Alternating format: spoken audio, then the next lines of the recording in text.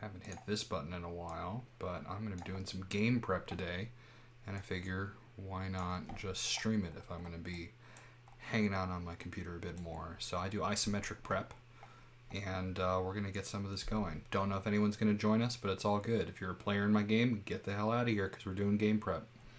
So I've got my token set up, I've got my isometric setup going, and what I've got to do is I've got to prep a battle, a big battle. So the players are returning to Freeport Springs next game. So they're in port, the boat's in port, but they're returning from the jungle. And when they get there, they're going to see that people are, that the port is under attack. So I've already done some of the map work, and today it's mostly going to be about getting minis and getting the actual battle ready, getting kind of my tokens set up. So to show the map work, we've got the Freeport Springs battle. So I've got an alternate version of the map for the battle here. And I've kind of expanded in the water because we can see who's attacking. But as the bad guy pirates break through the line, right, as they break through, the port's going to get attacked. So the first area that the port's going to get attacked is they can kind of defend, choose which of their friends they're going to go and defend in the town, whether they're going to detect this main area of the port that they've been in a whole lot before, like over here, or whether or not they're going to help out this area of the town they haven't been in before. Now, I know them, so they're probably going to go for the people they know, but that's all just a feint and a distraction, and eventually we're going to go to a fight in the graveyard, and then a fight at the main cathedral where the kind of the big showdown is. So there is some choice, and I might add, trying to think of like what are other things that can happen in the town, like to kind of have a couple of different type of zones maybe where they can help fight and defend. So there's like a break in the wall, maybe they have to go defend, help out there. But I think at first the obvious thing to do is going to be to go and defend their boat and their crew that are under attack immediately. That's pretty much the clear choice, because I kind of, I'm doing a lot of prep here, so I kind of have to know what to prep for the game as it happens. So, getting into that, I got to prep a battle scene. So the first map that I made with epic isometric tiles, and I've kind of got the good guys. So the good guy setup is here, and they've got a friend who's like a sorcerer or a wizard or something up on the tower. And then you've got guards stationed around town ready to defend the port. You've got the bar, which some people they know, but not necessarily like people that they have to defend. And then the port is being attacked. So you've got two good guy pirate ships.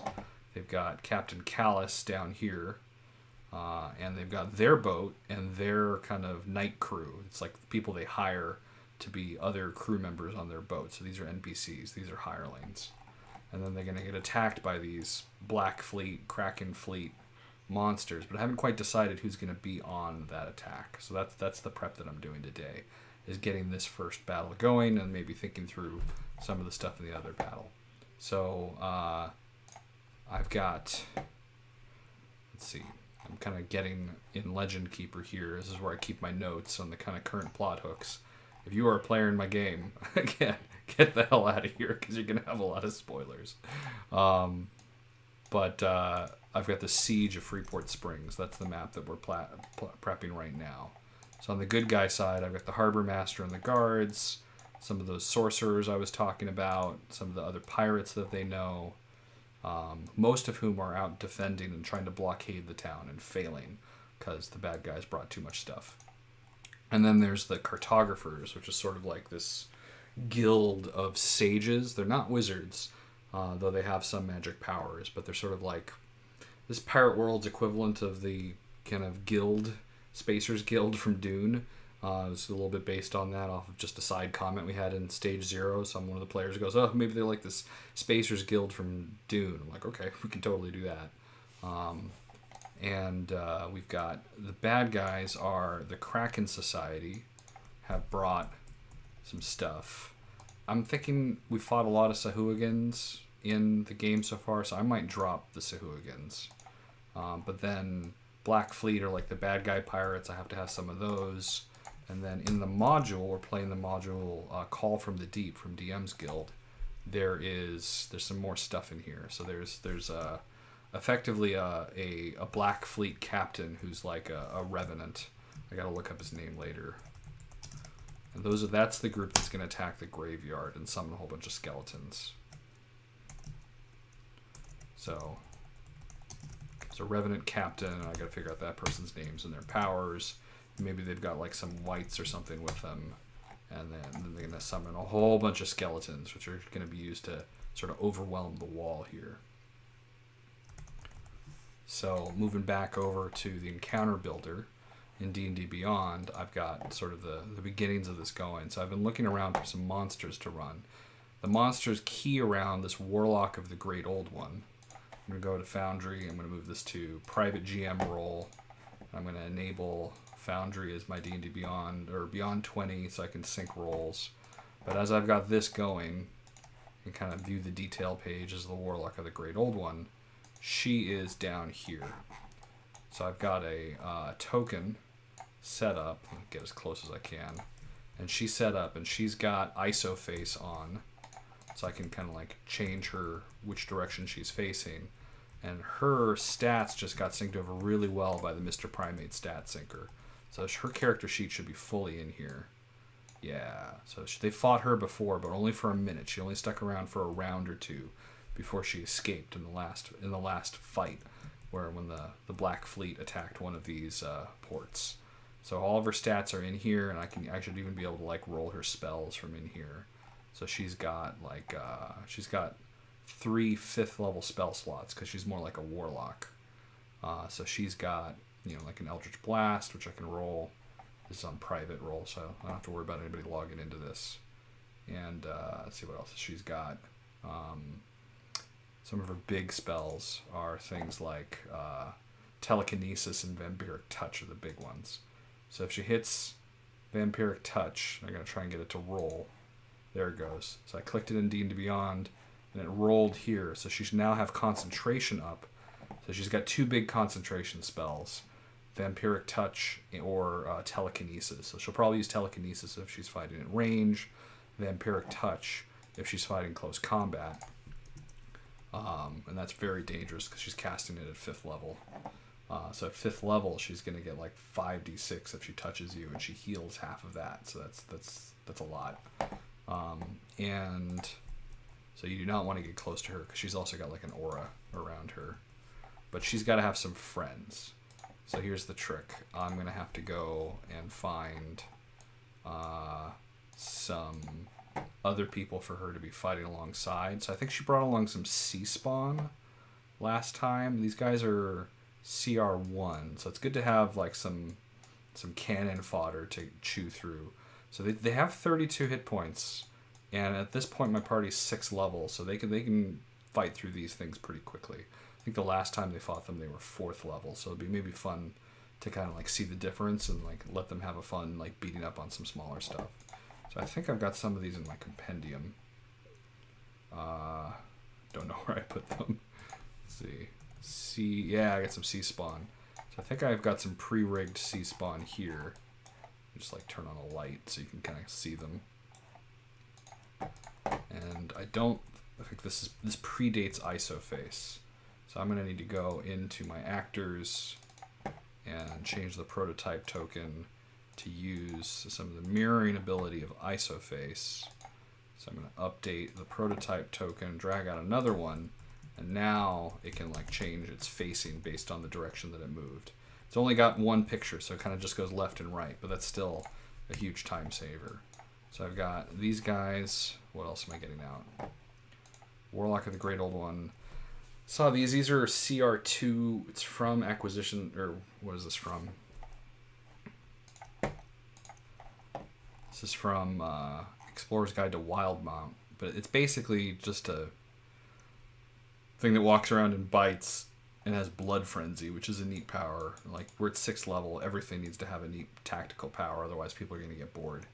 So, we got Shark Body Abomination, and I don't know, there's a lot of things with shark heads. Maybe I'll just like use that power and find some other token I like, and just like reskin it to be something else. And then there's this Chaos Quadrupod. This thing's from Acquisitions Incorporated. which is a surprisingly good resource. It's a little wacky, but it just has some good monsters and some good puzzles and some good stuff. I love the first level dungeon in Acquisitions Incorporated. It's really good. I used it as the opening for my Descent into Avernus campaign a while back, actually. Hey, what's up? People are hanging out. So we've got magic resistance here, tentacle, and then chaos cloud, which looks like it's a recharge after a short or long rest. I don't know why monsters have short or long rest. Very few monsters in my game like actually live through a short rest, so maybe why not? I don't get why a monster would ever have a short rest. That seems like more of like a player power. This is like a big old burst.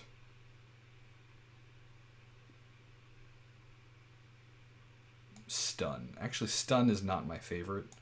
Right? Stun is like action denial, and that can be really not fun for players unless it's like a really low number of monsters, and their turn's going to come back around again. So maybe this Chaos Quadrupod, I need to find a different aberration for like a big brawler for them to bring. The Sea Spawn have like ranged quills. The Warlock is dangerous at ranged or in melee, but I kind of want to have a big meat shield, like a big like beast that she drags out. So I'm gonna have to find a different aberration. I don't like this thing because the Chaos Cloud is just not particularly interesting. It's not actually that many hit points. So let me go and edit this. I'm gonna remove it. I don't really pay much attention to the difficulty setting here. They have a lot of magic items and stuff. It usually works out just fine. So let's get into searching through some monsters. Let's find something different. So I want an aberration. I don't really want it higher than 6 of CR. They're 6 level. Let's find something interesting. That's interesting. Stuff from books I haven't read, but I've got on D&D Beyond. I don't know if anyone's in the chat and they got some ideas for some cool... I really just want, like, a Shoggoth from Call of Cthulhu. That's kind of what I'm going for here. I don't want to use a Gibbering Mouther because they've run into one of those before. Kind of want some big, just tentacle monster. They might be higher level. Maybe I have to find something that's higher level and then, like, level it down.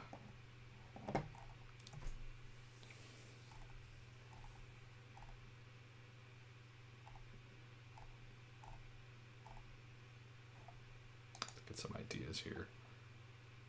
I don't know if I need to sort this by CR. That's interesting. There's not very many. It's not really sorting this on page 2. That's why it's weird. It's on page 2 and it's sorting. Yeah. What's a death kiss?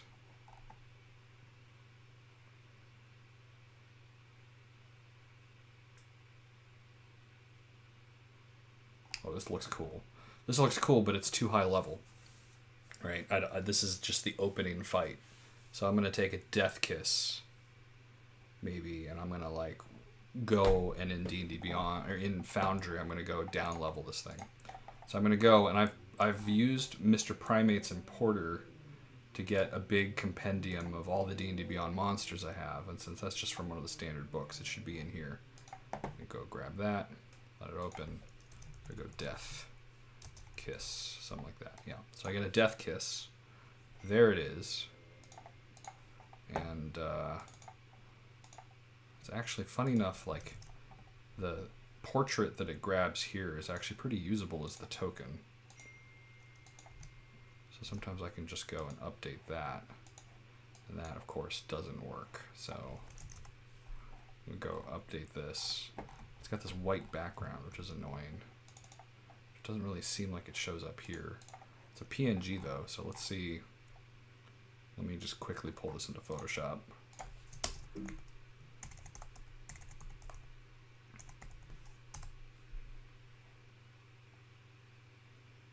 Loading up some Photoshop here. I guess I can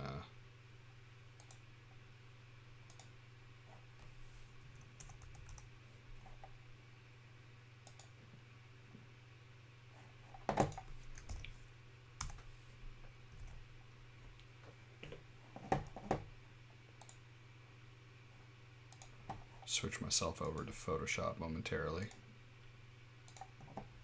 So now I'm going to share whatever I've got open in Photoshop.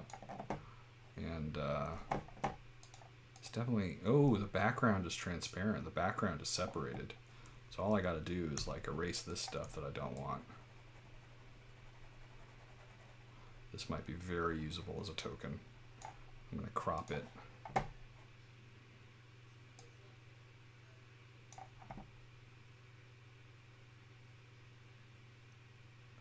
So the question in the chat is, what was the importer plugin I was using? So I was using something from Mr. Primate, and I'll show that. Let me just go and save this out to my compendium folder, which auto syncs with Dropbox over to my server, which is running Foundry. So I'm just going to go quickly save this out. You can't see my save dialog, and that's fine because you don't care about my folder structure. But what are we doing? We're going into my isometric compendium. I'm going to go, I've got like a folder of WotC rips. So I'm just going to drop it there. There we go. So this is, what was this thing called? This thing was called a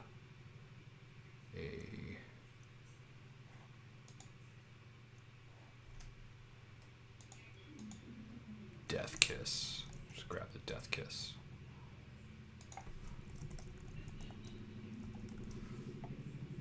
Make it a PNG file. Save it. And we're going to jump back over to Foundry.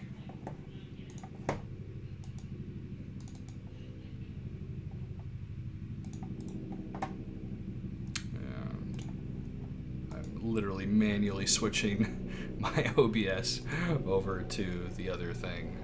There we go. So we're back in here, and I got a Death Kiss. But now I'm going to go and in its token, I'm going to switch the token to, in my compendium, I've got a folder of WotC rips. WotC. There we go. And it's the Death Kiss. Select the file. It's large. Update it. So I've got this guy here. It's nowhere near big enough, but we can fix that in a bit. And to show the way that I got all of these, I've got a compendium. I've got a module loaded. That is the D&D Beyond importer from Mr. Primate. That one there is what I'm using these days to pull over all of my stats from D&D Beyond. It just does like monsters and NPCs and PCs and stuff. It doesn't do. I think they're gonna. It seems like they're trying to work on getting it to do what the old D&D Beyond importer did to be able to like load up modules and stuff. But I'm running homebrew, so I don't need that. But it has this button at the bottom right down here called the D, on the very bottom right. You might even be able to see it with the way that I've got things cropped, called the DDB Muncher. So I click on that, and somewhere in here is like some session key. I have to be careful not to show people in the settings for this. So it's actually using my D&D Beyond session active, like the cookie, effectively, to go and crawl the entire, with one click, it goes and crawls the entire monster catalog of the content that I own, just kind of doing the manual work of copying and pasting the stats over, which they basically, we've argued is free use, is fair use, and D&D Beyond hasn't stopped people because you're just loading the stuff that you own. It's loading live from your D&D Beyond kind of session. So it is actually, scraping effectively, but D&D Beyond's letting them do it, so here we go. So now I need to go and mess with this so that it looks cooler, because this is a large, scary monster. So I'm going to go to its token, I'm going to go to image, and let's bump up its size to like double. Update that. That is now much scarier. But I think I want the eye to be, is that good? Actually, that looks pretty cool right there. I could like change its centering or something, but that looks pretty good. And I don't know, do these things fly? Fly 30 feet. Awesome. So these things do fly.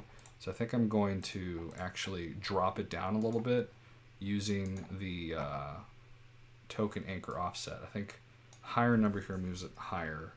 So I'm going to move it down to 0.6. Trying to get the eye a little bit lower so that when it's naturally flying, it's kind of got the flying stand. So I'm going to go 0.5. So it's dead center there. But now when I say it's flying 10 feet off the ground, now it's got like a little shadow and a flying stand, which is one of the advanced features of the Grape Juice plugin. That I don't know if that's in the full release or only in the early access. I'm running in like a hacked version of the early access right now. Cool. So yeah, so I think this is a death kiss question in the chat. Yeah, sweet. So this thing's awful mean. This is like a CR10, so that is too much. So I'm doing my prep now, so I got to do it now. So I'm going to go to the death kiss, and I'm going to make it, you know, slightly less powerful death kiss. So I'm going to say somewhere in the monster manual it says how many hit points things are supposed to have at lower CR. So I'm going to go to D&D Beyond. I'm going to find the monster manual. I'm actually going to have to find that section because this is not something I memorize. So let's go to the DMG. I think it's in the DMG. Monsters. Creating a monster. So if it's CR6, hit points, 146 to 160 versus 10 is 206 to 220. So let's see, what is this thing? This thing's 160, so that's not bad. So I'm going to drop it to 140 because this is like an easy fight, right? I do not want this thing. And I got to go to the prototype token. I got to click this and say assign token. And so that when I were to drag out another one, it would be the correct offsets and stuff. And this death kiss is, I think she's going to summon it once she gets on port. When she sees the PC, she's like, oh, summon in the death kiss. Cool. Let's look at the damage output that it has on its stuff, because if that's too high, this fight's going to go too rough. So at CR6 or so, how much damage should this thing be doing? XP, creating a monster, is this correct? Monster statistics by challenge rating. Attack bonus versus damage per round. So should have about +6. Should be doing about 39 to 44 damage per round. So let's go into its stats. So the tentacle does, I think it gets like 3 of these. Yeah, 3 tentacle attacks for 14 damage each is, it's late in the day to be doing math. So that's 42 damage. The thing doesn't feel like CR10. Maybe I should read it more carefully. Yeah, I hear you in the chat on things not following the rules. Sometimes you just have to feel it out, and I've been playing D&D long enough that like if something feels too strong, then I can magically, when I'm like in person, just like roll the dice and tell people a different number or like take a die off or something. But that's tricky to do in Foundry because I roll in the open. I don't roll behind the GM screen privately. Like I roll in the open when I play in Foundry. So I kind of have to do some of that thinking first. So it's got a DC 14 for grapple. My players are slippery as hell, so they are able to. DC 14 is not too bad for them. Target's restrained. It can like lock down half the party though with this tentacle, so that might be fun for like it going through guards.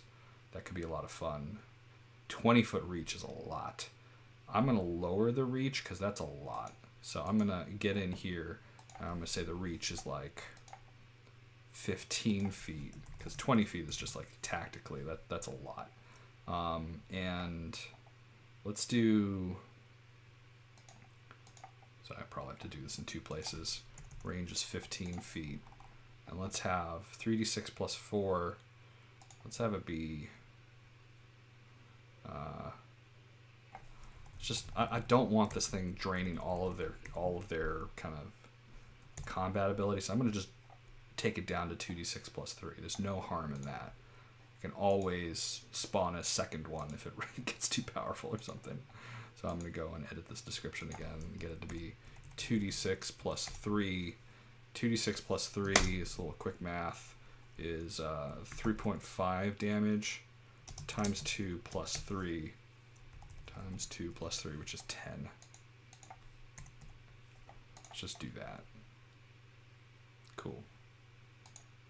So that tentacle's there. I hit the tentacle button. See what comes out. It is a +8 to attack is still too high. It's supposed to be like +6. So I'm going to edit this again.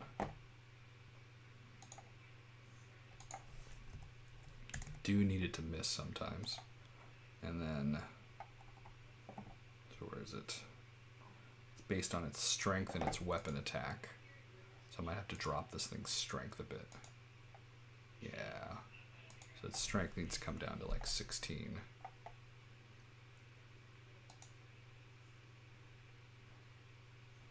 Don't know where its like proficiency bonus effectively is for hit points. I don't know if that keys off of its 17d10 here or what, but let's try it. Let's drop this to 15d10, and let's go back into the features and back into the tentacle.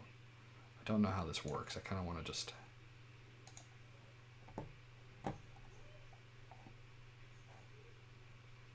melee weapon and strength. So its proficiency bonus is in here somewhere. I just don't know where that is plotted in the data model here.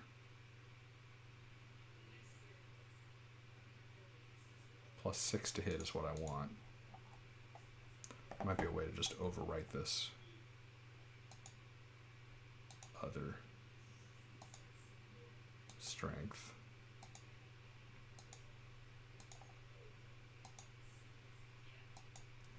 Can I just set it, overwrite it like that? That would be cool if that worked.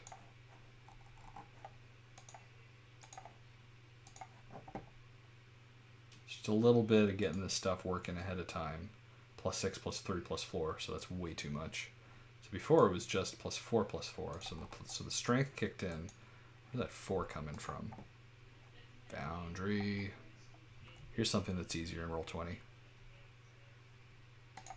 Alright, so I can't have that +6. That's not working for me.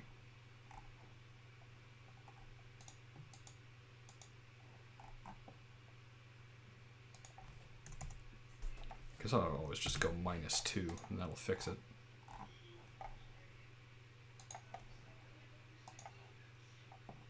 Because I want it to be +6 overall.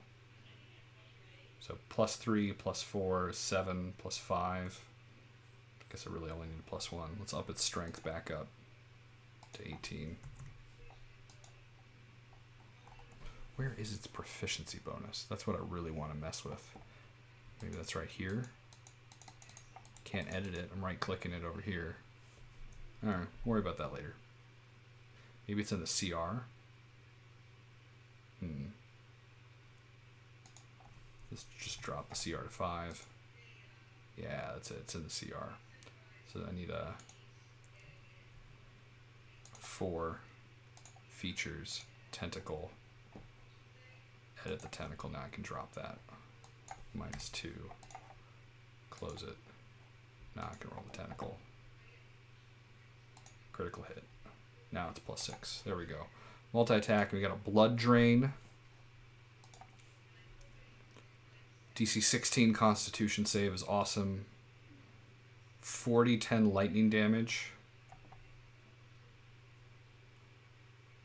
I wonder if there's like a lightning effect that I can put on this thing to let everybody know that it's got lightning on it.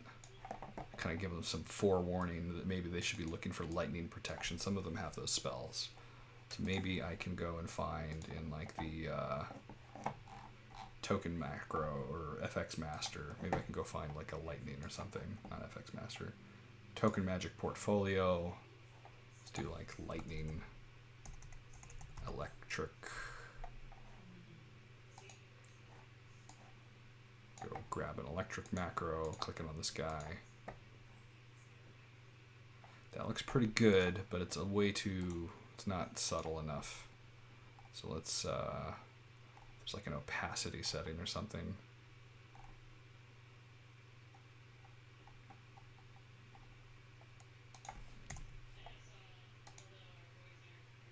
Nope. There's got to be an opacity setting in this.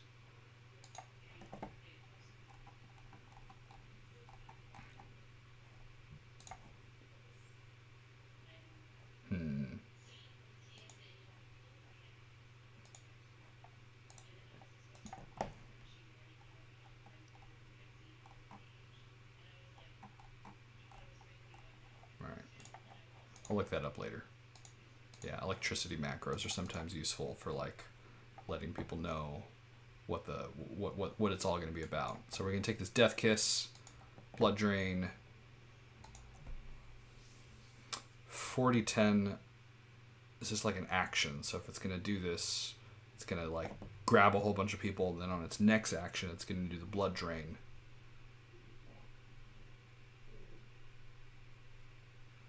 Electric current, ambient sound, SFX, absolutely.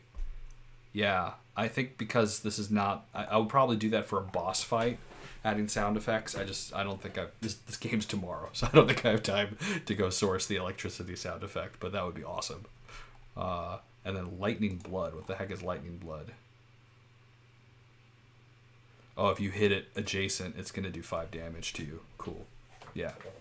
I always forget to use those types of reaction, and kind of if you do this, then it... Like when zombies, like... have to like come back alive sometimes. I always forget to do that. I ran an entire game of Tomb of Annihilation. I don't think I ever remembered to roll a zombie. Yeah. Cool. I think this guy's ready to go. 140 hit points. He's just dangerous, and you can totally shoot him from far because he doesn't have any ranged attacks. But he's like an area control. Like he's going to control the 15 feet around him really well and like drive the guards insane like a good Shoggoth should. Alright, cool. So we're going to do that. I'm going to start him hidden because I do not want the party seeing this guy when he starts.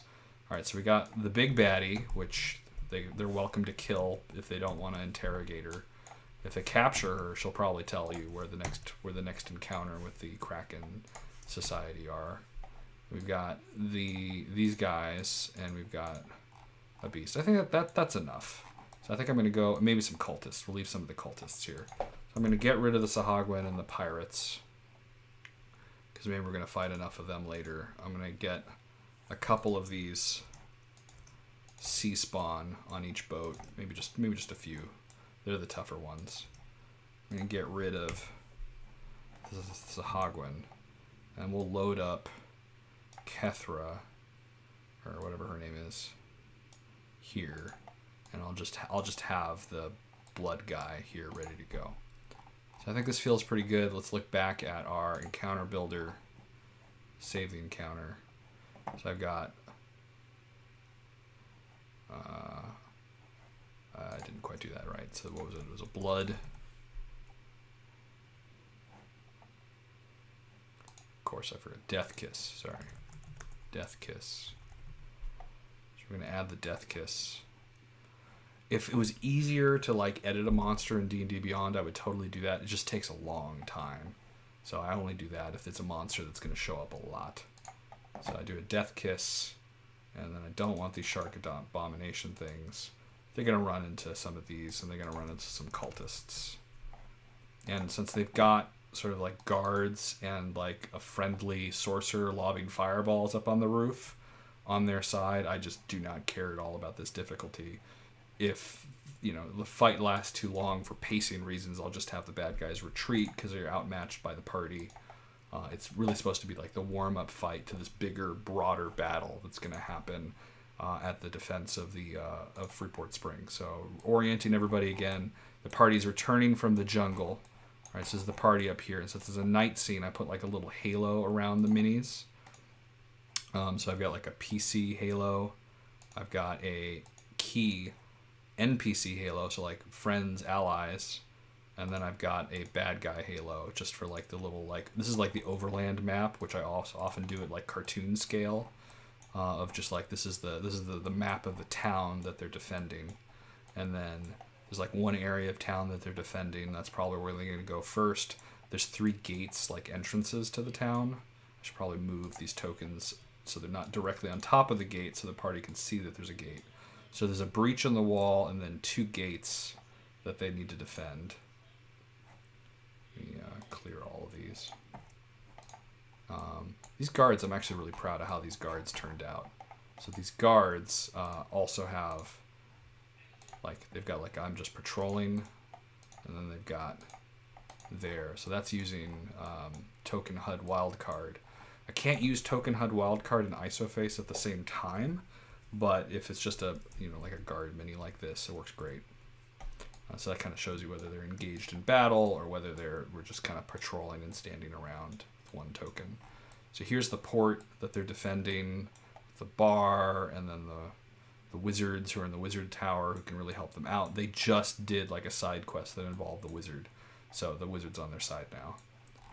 And then there's the harbor master who's defending this. I think she's going to get overrun, but then the next battle that they're going to have after defending that kind of wizard tower bar area, so there's going to be another break in the line, and that's where this ghost ship is going to come up. So I'm going to unhide the ghost ship.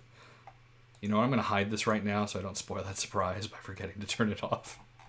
So the ghost ship comes up, and it's got this eerie light around it. And, of course, this is the big reveal, because this is like the ghost ship version of one of the PC's old boat from his backstory. So he's like, it's a little Pirates of the Caribbean, but come on.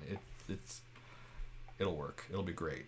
So the ghost ship is going to, like, go through all the defenses and just kind of, like, fly through the town, phasing through things.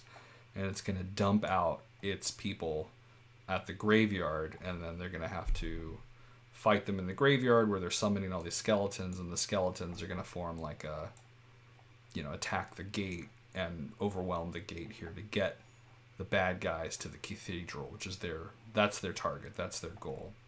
So let's go to the graveyard.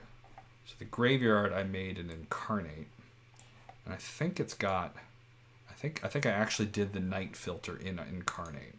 It's like sometimes I have a night filter using Foundry. Here I used a skeleton. I used the Isometric community. Somebody like made the skeleton in Hero Forge and like rendered out all 8 dimensions on it. So I just loaded that guy up. That's not me. I just got that out of the Isometric community in one of those Discords. That's awesome. I think I've got that guy's name somewhere here. It's in the folder. Awesome that somebody did that. So I've got all these skeletons ready to go. They start hidden, but the boat here comes in, and it's triggered to this control token using the token attacher. So the boat's going to come in, and then people are going to jump off the boat, and the party's going to have to rush over here. So the party probably starts up in this corner, and the boat maybe we have to do the boat oriented a different direction. Let me get like 2 copies of this boat going. I don't think I can invert and token attach on at the same time, so I'm gonna have to go back to Photoshop and flip this ghost boat.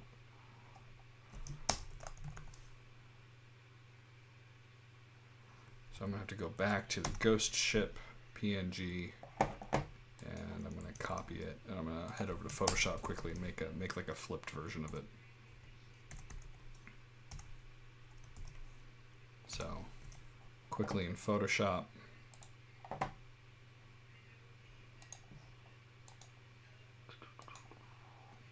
So we're just gonna mess around in Photoshop, and I just gotta like remember how to flip something horizontally in Photoshop, which is a transform, flip horizontal. I gotta get rid of the background image, save it, and then I'm gonna go to I think I got the boats and tiles.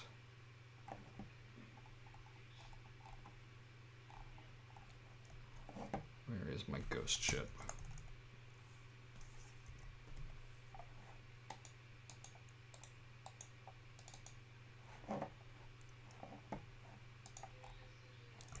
Got my finder.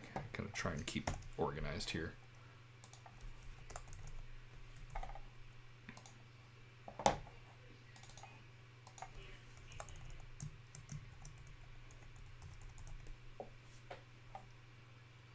Got 2 of them. Foundry Adventures Inner Sea Chapter 4 Ghost Ship. Yeah. So it is in Gaming, Foundry, Adventures Inner Sea Chapter 4. I got Ghost Ship. It's a PNG file, and it is inverted. So I don't know which direction this boat's going to enter from, so I'm making a flipped version of it, and we're going to go back over to Foundry,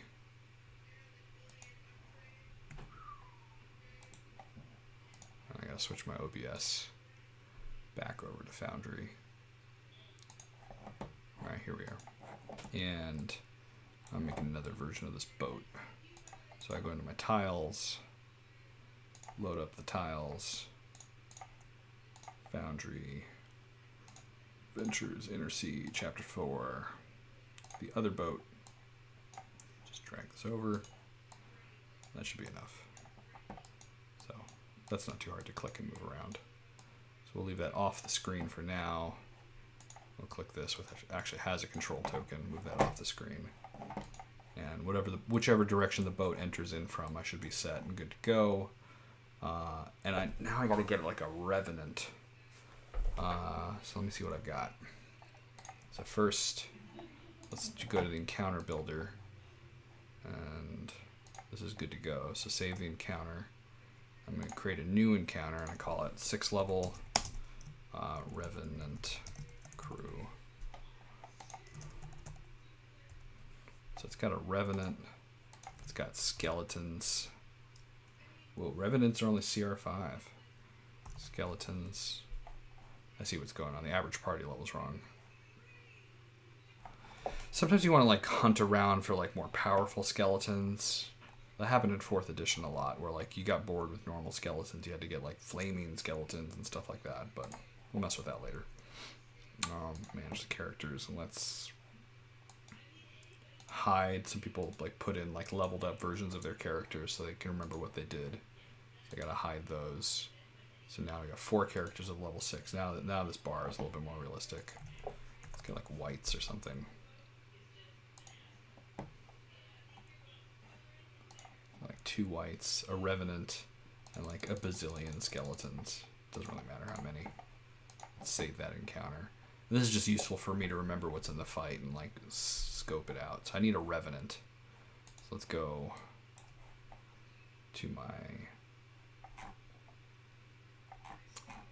let's go to D&D Beyond Monsters. Let's go get a Revenant. So I drag that in here and it goes into my Actors tab. So I got a Revenant, 136. Let's look at its stats.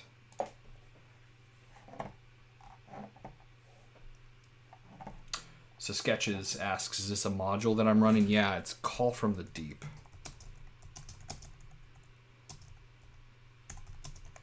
So I am running this. I'm like 30 games in to this Call from the Deep from DM's Guild. It is good. I mean, obviously I'm adding a lot of my own stuff and I'm like making all my maps, and I'm getting a lot of ideas from Call from the Deep. So we're in chapter 2. So I really like the start of this adventure, and we've had a lot of fun with it so far. So it's a little Ghosts of Saltmarsh. It's a little Call of Cthulhu. It's very cool. I like it. But it's not official WotC. It's like a DM's Guild. Yeah. It got recommended to me by actually one of my players, and he has like he didn't print on demand it. He's like literally got like a spiral bound. He printed the whole freaking thing, was intending to run it, and then he just suggested that I run it because he was really excited to play in it, and he'd only read the first chapter. So once we cleared the first chapter, it got fun for him. Is it setting agnostic? I mean, you could run it in Eberron or any kind of like fantasy thing, but it's really, I'm having no trouble running it in something other than Forgotten Realms. It's not so related to Forgotten Realms. I mean, people will recognize a couple of things, but I'm having no trouble running it in my own homebrew world. So just to like peek out and see my homebrew world here for a second, like this game is called Inner Sea, and it's a world that's like flooded, so it's like part water world, part like deep undersea stuff. So you've got like the surface world here that has a whole lot of stuff going on, but like islands, they're like pirate islands, but you go under the surface and it's underwater cities and underwater societies, and then you go into the ocean trenches, and then it starts, well, we haven't gotten there, we'll get there at higher level. So we'll figure out what's down there when we get there. We're kind of world building as we go. So for me, you really just have to have like 3 cities where the 3 main first attacks happen. So I just made sure there were like 3 or 4 islands, and then I'm just, reskinning everything to go on those towns. If you're really paying attention, then yeah, one of them's a lot like Neverwinter, and one of them's a lot like Baldur's Gate, but the party's not paying that much attention. They're just having fun with it. So it's working out pretty well. But like if I go into the surface and like navigate to that map, then I've got, the island that they started on, and like the Viking island that they go to, which is in the story. And now they're defending Freeport Springs, which is like the bigger town. So effectively, this is Baldur's Gate. This is some island in the, Moonsea or whatever. And then this is Neverwinter. And if you're really paying attention, you'll recognize things like there's a volcano that exploded and put a rift in the town, but they're not paying that much attention. In the chat. Yeah. Yeah, a lot of similar tools. I mean, if you're playing an isometric, you probably Incarnate is like the one I use for building maps. I just find it really useful. Once you spend a little bit of time with it, I can get pretty quick, and I can cook up a quick and dirty map really quickly. But I get in here and I start looking at the map, and then I've started like using and like hiding things. At this point, I just go back into Incarnate and make a version 2 of the map when they explore an area.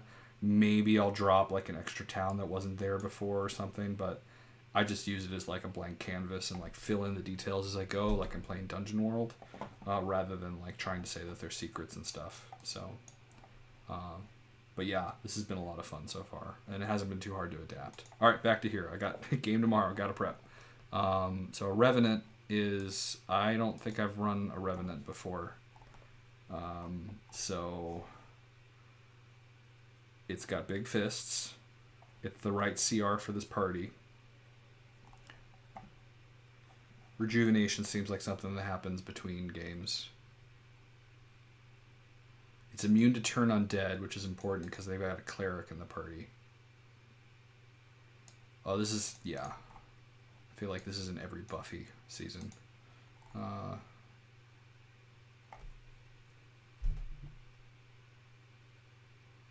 Fist. Alright, so it punches real hard.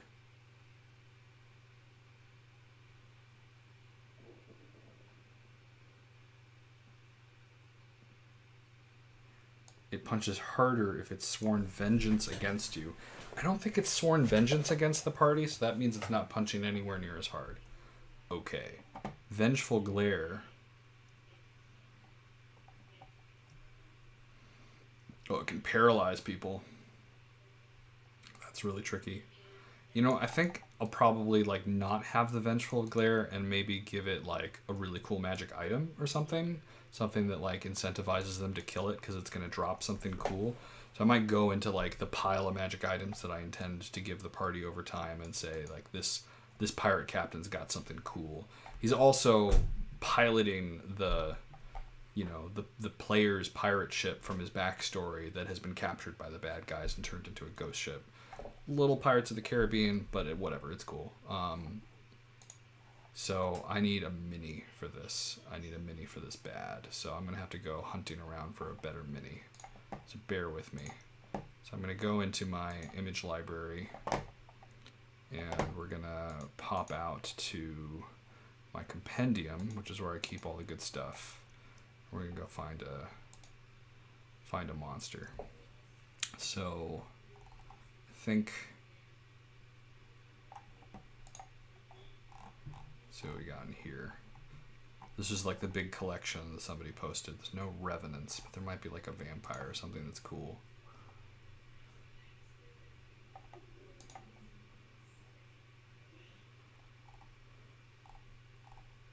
I want one that would be like a good pirate captain though. Is this like a shirtless pirate captain? We're not doing that. This guy looks pretty cool. Yeah, let's do this guy. This guy looks like a jerk. Let's do this guy. I'm going to put it on multi-image 8 and say update the token, drag him back out. It's looking this. So sometimes what I do is I don't actually do this on here. I do it on like a sizing token. Like I have a special meta sheet that I use for sizing monsters and remembering who's in what's pirate crew and whatnot.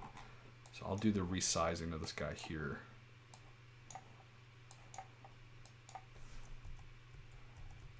So first of all, that multi-token thing's not working. Did it not save?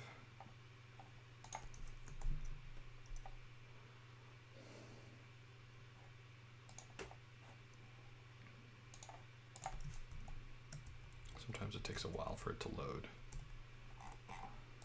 This guy's super pale.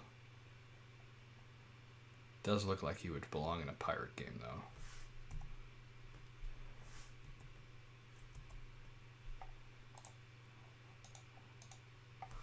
I guess Revenant's not really supposed to look all that undead, right? It's like, I don't know. So I did not buy some of these tokens. I bought. So like some of these tokens are from Kickstarters or Patreons. Like some of these are from Two Brave Puffins. I use a lot of those for NPCs.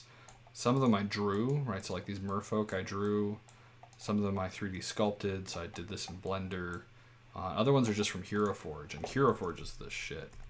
Am I allowed to swear on YouTube streaming? I don't even know.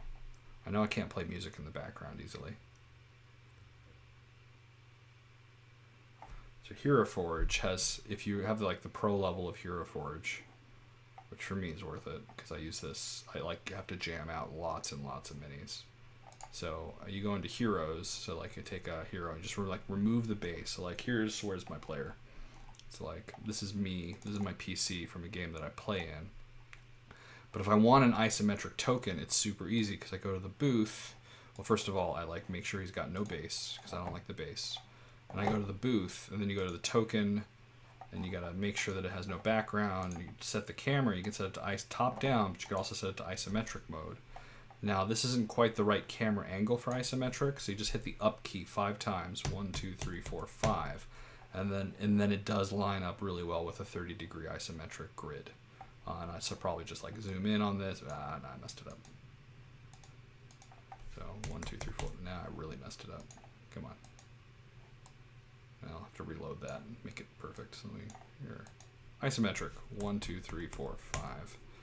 Zoom in, and then I think it's right click to drag around. So I just get all the pixels I can, and then I just like export this as like a 1K image.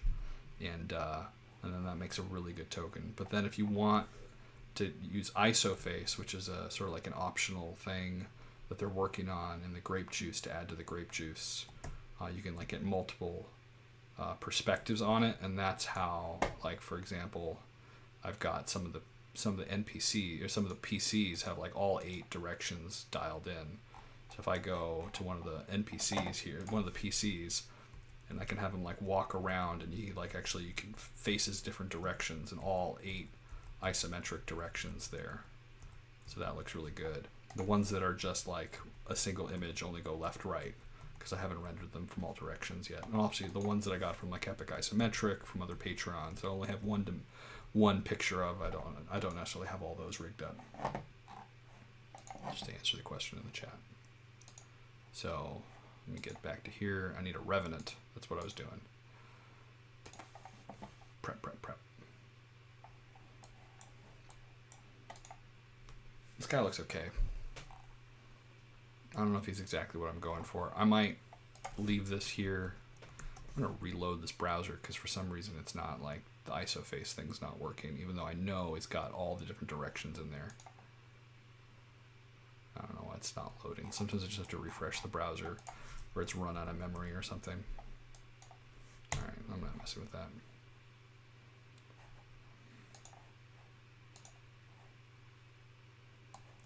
Revenant.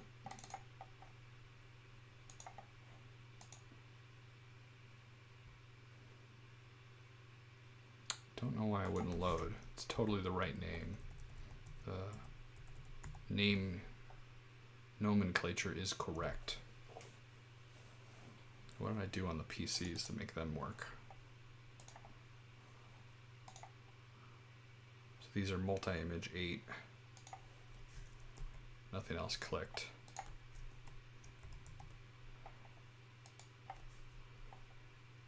ISO front right. Is it that dumb that it doesn't? Oh well. I don't really like that token that much anyways. Let's look through some other stuff. So sometimes what I have to do to remember what the file name was is I go through in Finder, but it's kind of tricky for me to, I guess I can resize my Finder and then switch the app I'm showing to my Finder.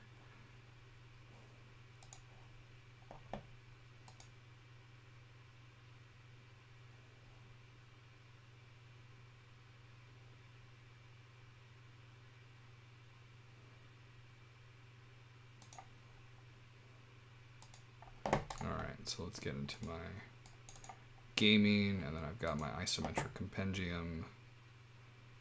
So thanks for hanging out, folks.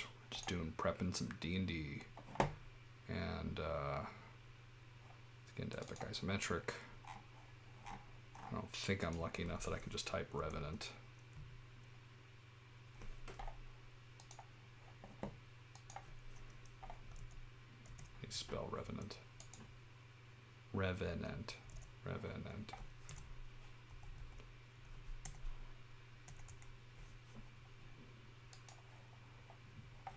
Sometimes I have like a shared folder from somebody else and they've already picked something that looks pretty good.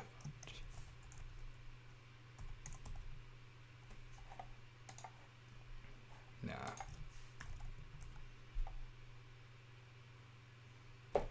That's pretty good. All right, let's find some stuff. This guy looks pretty cool. It's like a wizard. Some of these are like synced to Dropbox, and it doesn't actually keep the live copy, or they're web Ps, right? So they don't keep a full copy. So this guy looks tight. It's like kind of like a standard skeleton. He's punching people. So if I'm gonna give him a magic item, I want him to be like a boat captain. So this guy looks pretty cool. Undead wizard. Really don't have time to color one in right now.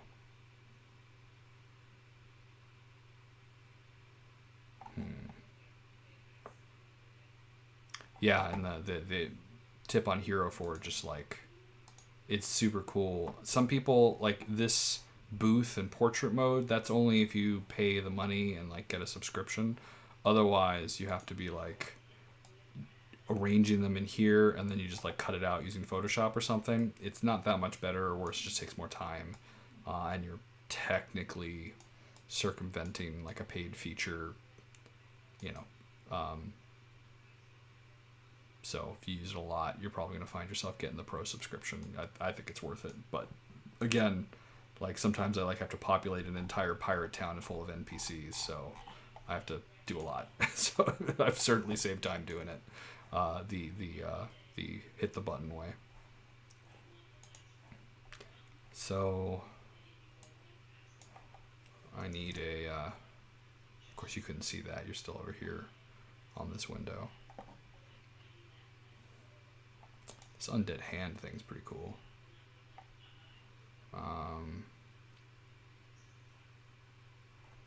trying to find a undead revenant. You know, this elite undead guard, which is in Mestvin's paints of epic isometric stuff, is pretty sweet. So I think I'm gonna get that. Maybe I can like.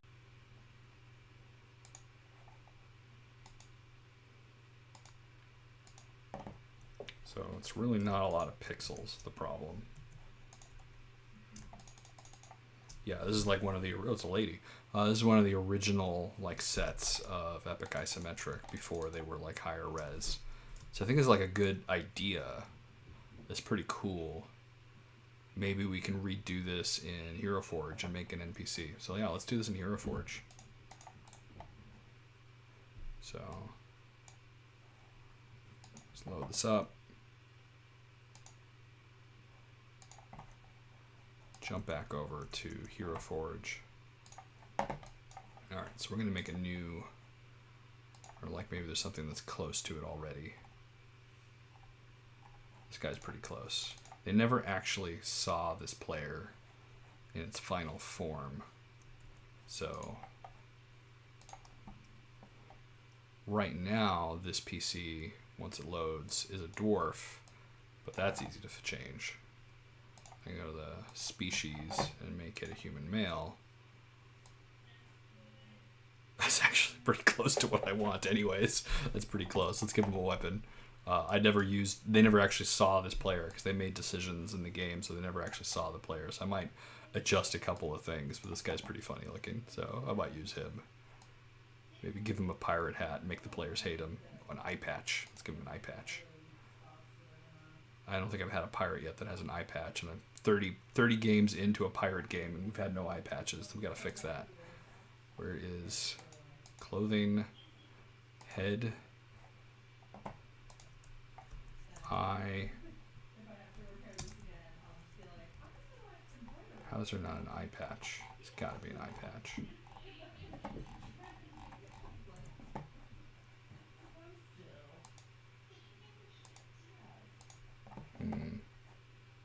Maybe it's in the mask? No.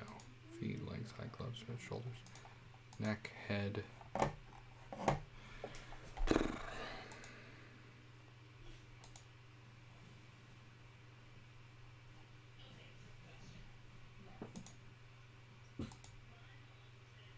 Alright, we gotta find an eye patch.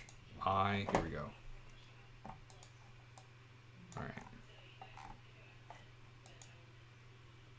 Alright, we gotta change that color, but that looks pretty good.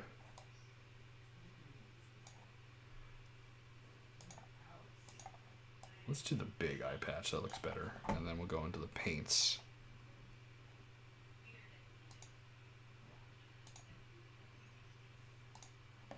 Go to the paints he's got on him already. Let's go get a cloth or like a leather and get like the super dark leather. Nope. Nope, not dark enough. I'll make this darker. I need black. So we're gonna go into here and crush the. Alright. So no hat, but he's gonna have a wicked eye patch. And he's gonna have this weirdo. I'm wondering, he needs a weapon. So kind of want to hand out a trident because there's players that know how to do tridents really well but don't have magical tridents yet. So I kind of want to like see if there's like a trident I can do and make it like a weird color or something.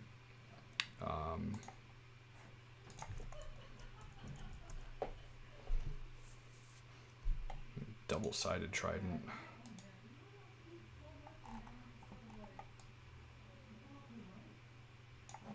This guy's tight.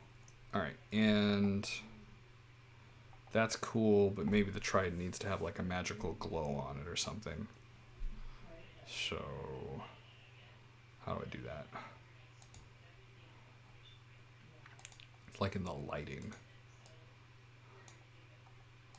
No, it has to be like a special effect.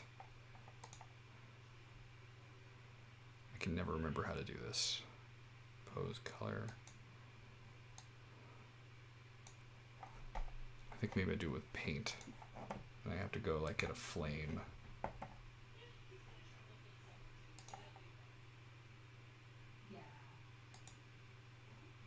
It's kind of neat. It's like blue tipped.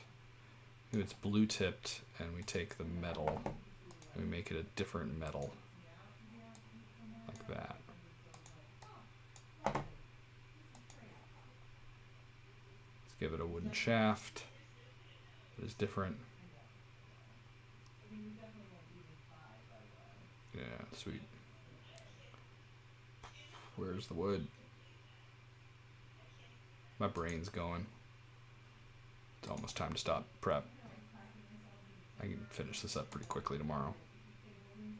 That does not look wood grainy enough. That's like too shiny. I don't like that at all. We do like a...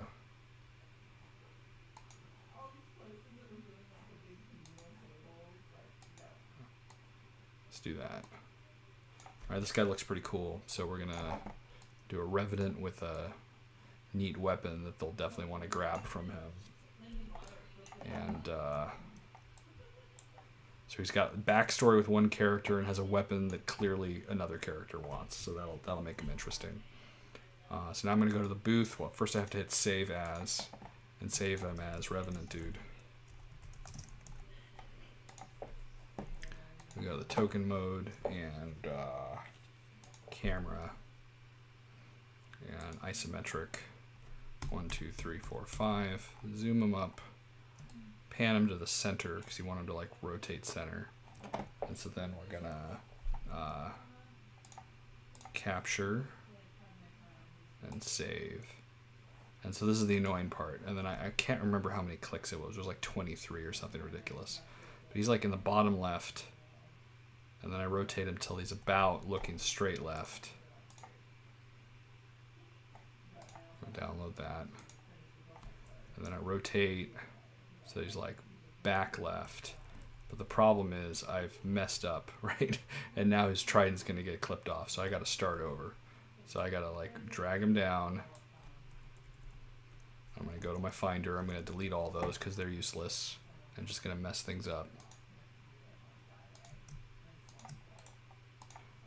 All right. Oops. And we're back. All right, so here he is. I have to rotate him all the way around and see that I don't clip off the tip of that trident. And tridents are tricky, so we're going to have to get all the way over to the left. I'm carefully using my keyboard and the arrow keys to rotate because if I use my mouse, I'll change the up-down angle too much. So that's going to work. I'm worried about the bottom of the shadow clipping there a little bit, but it'll be okay. So let's do a straight-on shot first.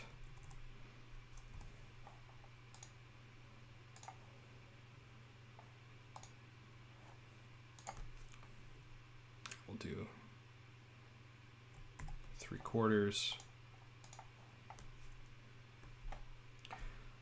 Grape juice actually helped me work out a macro to like hit the button X number of times, and I've got that saved somewhere, but I don't remember where, so I'll just do this manually because I'm only doing one. If I'm doing a whole bunch of these in a row, like having a JavaScript macro to like auto rotate the correct number of steps was super useful, so grape juice helped me with that, but it's pinned somewhere in the grape juice channel, but I haven't had to use that in a while. So how much time would I spend prepping each session? I probably spend about as much time prepping as I do playing D&D. And my games are like 2-3 hours long. So it's a side hobby for me. This is like a big set piece battle. Like this is an important one. So as you're seeing here, like the assets for the monsters are built up over a long period of time. I forgot, did I hit that button? So I'm really trying to make this battle special because like they've been doing side quests in this town for, you know, months of in real life time now, so that they know what the town's about and they've got some sort of like attachment to it. So it's sort of important that I capitalize on all that by having a big fight where they actually care about the town. So there's a lot of prep that's going in, especially into the cathedral, which is going to be the next set that I release on my website, because that one I did from scratch. And that one I've just kind of I've been working on that cathedral since Christmas practically, just kind of doing it in the background. So this is my hobby. This is how I use my free time. I probably have to stop. It's getting kind of late. But yeah, so those are all ready down here, and I can go, and tomorrow I can load those up and get that mini ready. It's not horrible the way it is now, but I just want to, you know, there's no way that they're going to get all the way through the port fight and then get into the next fight, because like this is like prep several weeks ahead at this point, because they're going to get out of the jungle next game, they're going to get into the port, they're going to realize it's getting attacked, they're going to choose who to defend, maybe they're going to run and talk to some people as they're passing by and pick up some what's going on in the town as they're running through the town. They're going to have the fight in the port. That's pretty much going to take the whole game, because it's only a 2-hour game that we play usually. And then in a week, they're going to go and fight somewhere else in the town, so I'll probably have a map or two ready by then. And then another week after that, they'll probably get to the cathedral. So here in the span of, I don't know how long I've been streaming, just for a while now, I've been streaming for an hour and 10 minutes. So in that amount of time, I've been able to use some of the maps that I created last weekend, but just prepping the minis and getting the fight ready and talking to you folks. I've probably, the combat prep, I try and spend a little bit more time on because my players really like a tactical game. But once I've got that going, let's go to the graveyard. So like this map here, I was able to toss together in less than 30 minutes and incarnate. I'm pretty fast at incarnate at this point. But taking this Revenant out, and then let me go just load in one of these so I can get the sizing right. So let's take like the very first one I did, copy it, and I'm going to move it over into my Hero Forge area of my Isometric compendium. So I keep everything super well organized. So that's on Revenant Dude. So let's go in here, and I only have one. I'm gonna have to mess with the names later. This is annoying because he's got vision turned on. Do not like that for NPCs. Let's go to the image. I go to the Hero Forge area. Revenant Dude, select file, update the token, close, load this guy. So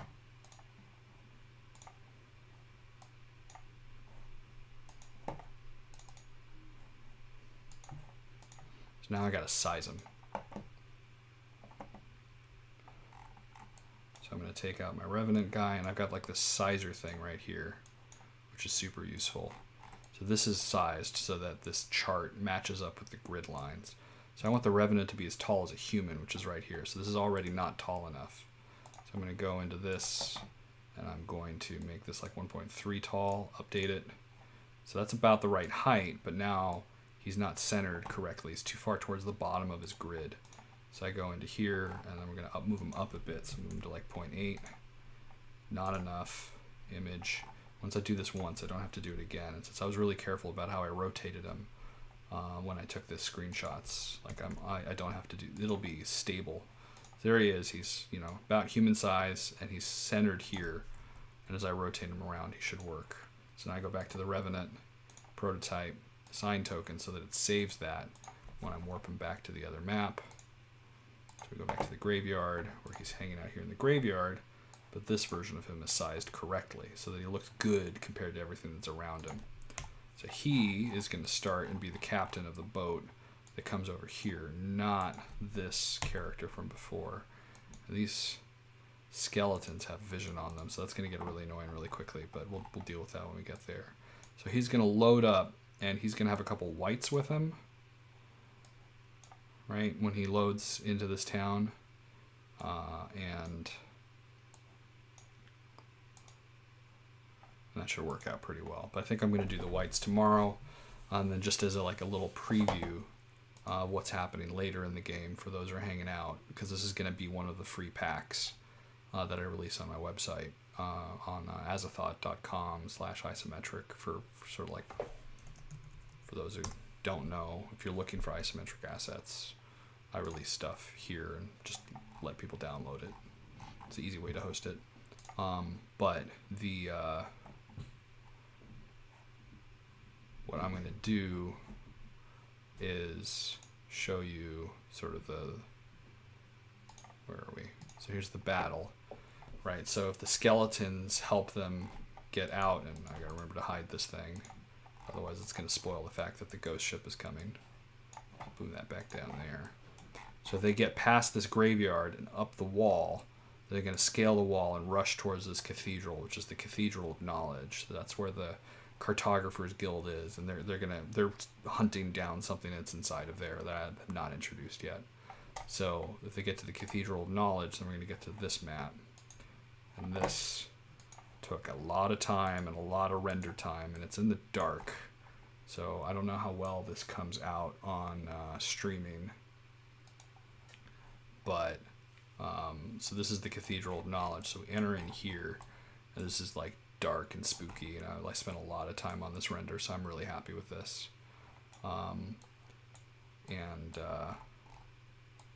So So like, let's bring one of the PCs on the map. So I'm going to bring Knucklebones, and I'm going to give Knucklebones a torch. Let's give him a torch, apply. As he walks around this spooky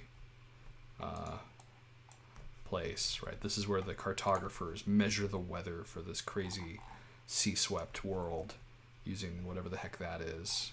And it's like a converted cathedral from like back when the world still believed and worshipped gods. Now they don't worship gods anymore here.